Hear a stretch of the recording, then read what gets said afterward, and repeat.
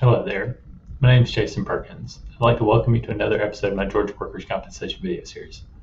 I created this series of videos because I wanted to provide people with helpful information about Georgia workers' compensation law, the benefits available to them under that law when they suffer an injury at work. Today I want to talk to you about getting workers' compensation surgery approved.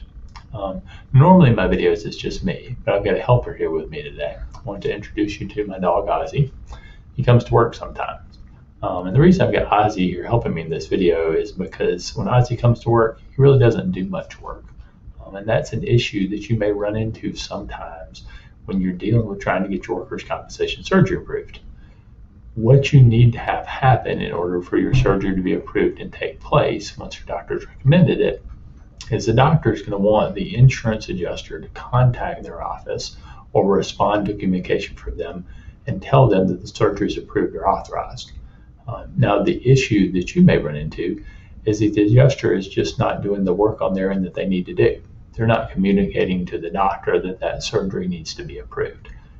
So this video is here to talk to you about kind of what steps you can take to make sure that that surgery gets approved if the adjuster is not doing the work on their end, like Ozzy when he comes to work. So the first step is you can try to reach out to the adjuster by phone or by email and get the adjuster to communicate with the doctor's office. Sometimes this works. Sometimes a simple phone call or an email will get the communication between the adjuster and the doctor's office and your surgery gets approved and take place. And that gets you on the road to recovery. But oftentimes, even when you try this, when you call on the phone, you may get voicemail, your emails may not be responded to. So what other steps can you take besides that? Well, there are other steps under the workers' compensation system that you can take. There's a couple of different forms that can be filed to try to get approval for your surgery. You can also request a hearing about your case. One of those forms that can be filed is what's called a Form WC-PMT. This is a form that basically asks the insurance adjuster to either approve or deny certain requested treatment, or if they don't respond, there's a phone call set up with a workers' compensation judge. And the adjuster can have to explain to the workers' compensation judge why that treatment hasn't been approved or denied. So it's designed to get an answer one way or another to the treatment that's been requested by your doctor. And that form can be very helpful. Actually, I had a case this morning where we filed a Form WC-PMT and a phone call was set up with a judge. And before that phone call took place, the treatment that we were requesting on behalf of my client was approved.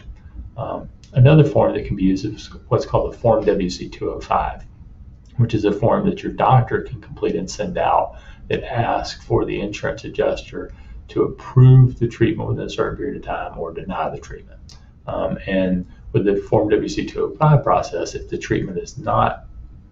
form is not responded to, then the treatment is within the time frame that the treatment is supposed to automatically be pre-approved.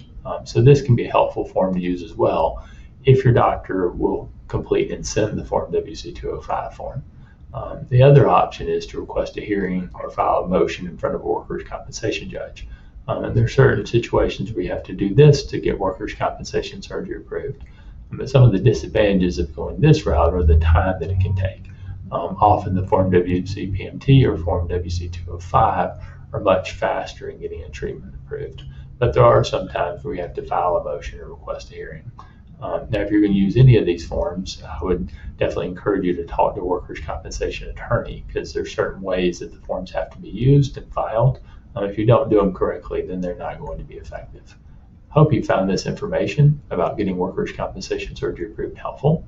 If you have, please let me know that. One of the best ways that you can do that is by liking this video or giving it a thumbs up. And if you've got more questions about workers' compensation, whether it's about getting your surgery approved or some other topic, please feel free to reach out to me and schedule a free consultation about your case. I'd be happy to speak with you. There's two easy ways that you can set up a free consultation. The first is by calling our office at the phone number on the bottom of the screen. But the other is by reaching out to us to our website, which is www.perkinslawtalk.com. You can click on and submit the free consultation request form there. A member of our workers' compensation team will be happy to speak with you and get a consultation scheduled. I'd like to thank you again for watching this video today. I want to wish you the best of luck as you recover from your injuries.